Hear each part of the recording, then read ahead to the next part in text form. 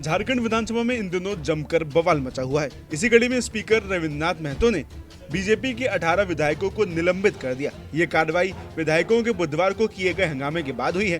दरअसल बीजेपी विधायक सदन में रात भर धरने पर बैठे थे। स्पीकर ने निलंबित विधायकों से कहा कि उनका आचरण सदन के नियमों के खिलाफ है, इसलिए उन्हें निलंबित किया जा रहा है। वहीं इस कार्रवाई पर झारखंड विधानसभा के नेता प्रतिपक्ष अमर बाउरी ने नाराजगी जाहिर की है। उन्होंने कहा कि ये इमरजेंसी जैसी कार्रवाई है। वहीं जिन विधायकों को निलंबित किया गया है उनमें विरंजी नारायण, अनंत ओझा, रणधीर सिंह, नारायण दास, केदार हाजरा, किशुन दास, सीपी सिंह, नवीव जायसवाल, अमित मंडल, कोचे मुंडा, भानु प्रताप शाही, शशि भूषण मेहता, आलोक चौरसिया, पुष्पा देवी, नीरा यादव, अपर्णा सेन गुप्ता, राज सिन्हा और समरी लाल शामिल है। हालांकि इन सभी विधायकों को आज दोपहर 2 बजे तक के लिए ही निलंबित किया गया था। वहीं सदन से निलंबित किए जाने के बाद झारखंड विधानसभा के नेता प्रतिपक्ष ने क्या कहा, ये आप भी सुनिए। इमरजेंसी है जो कांग्रेस जेएमएम कहती है कि नहीं, यहाँ अवैध एक डार्क इमरजेंसी चल रही है, हिडन इमरजेंसी चल रही है। उनको अपने गिरवा में झांकना चाहिए कि आज उन्होंने जो नंगा नाच किया उस नंगा नाच को जनता के बीच नहीं जाए, इसलिए पत्रकार सबको भी दर्शक दीर्घा में, पत्रकार दीर्घा में आने की अनुमति नहीं दी। ये साफ दिखलाता है कि यहाँ लोकतंत्र समाप्त हो चुका है। यहाँ तानाशाही सरकार है जिसने अघोषित इमरजेंसी लागू कर दी है। और हम सब भारतीय जनता पार्टी के सारे विधायकों ने ये कसम खाया है कि जब तक इस सरकार को उखाड़ के नहीं फेंकेंगे, युवाओं को उसका न्याय नहीं दिला देंगे, युवाओं के लिए यहाँ के अनुबंध कर्मियों के लिए 1 या 10 विधायक भी यदि हमको छोड़ना पड़े, उसको त्याग करना पड़े, तो हम भारतीय जनता पार्टी के विधायक इसके लिए तैयार है। इस संकल्प के साथ हम मैदान में जाने वाले। आप क्या करेंगे आगे सर?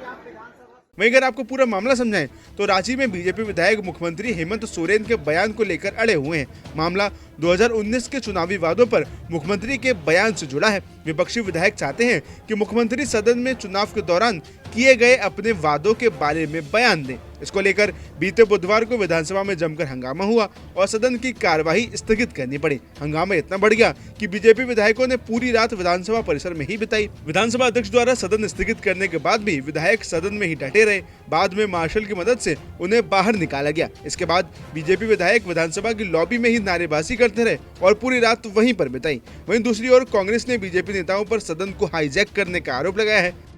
उनकी जो मांग है उस पर सरकार पहले से ही कार्रवाई करती रही। उनकी मांग ये है, जो दिखावा कर रहे हैं जिस मांग की, मांग वो नहीं है। उनकी मांग ये है कि विधानसभा में जो कार्रवाई है वो उनके अकॉर्डिंग चले, बजाय कि स्पीकर महोदय के। ये तो मांग नहीं, बदतमीजी है। और जो इस तरह का काला अध्याय लोकतंत्र का हम लोगों ने इस बार इस 5वें विधानसभा में देख लिया। मैं निलंबित किया गया विधानसभा से, कल तक के लिए निलंबित कर दिया। ये मुझे लगता है ये स्पीकर महोदय का निर्णय होता है और उन्होंने जो निर्णय लिया, जो हम लोगों ने विधानसभा में अपने आंखों से देखा है, मुझे लगता है यही उचित भी था। साथ ही केंद्रीय मंत्री संजय सेठ ने इस मामले पर राज्य की हेमंत सोरेन सरकार को जमकर घेरा है। इस मामले पर केंद्रीय मंत्री संजय सेठ ने क्या कहा, ये आप भी सुनिए। देखो, झारखंड के लिए तो लोकतंत्र के लिए काला दिन था कल।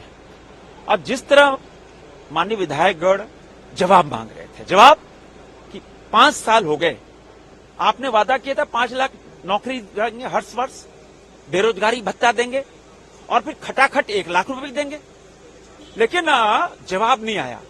और उसके बाद जब विधायकगण जब मांग कर रहे थे और फिर धरने में बैठे, आलम देखो कि जब विधायकगण विधानसभा के अंदर धरने में बैठे, रात में बिजली काट दी गई, रात में पानी काट दिया गया, न एयर कंडीशन, सब कुछ अंधेरे में गुप में लगा, किसी गुफे में बंद कर दिया गया।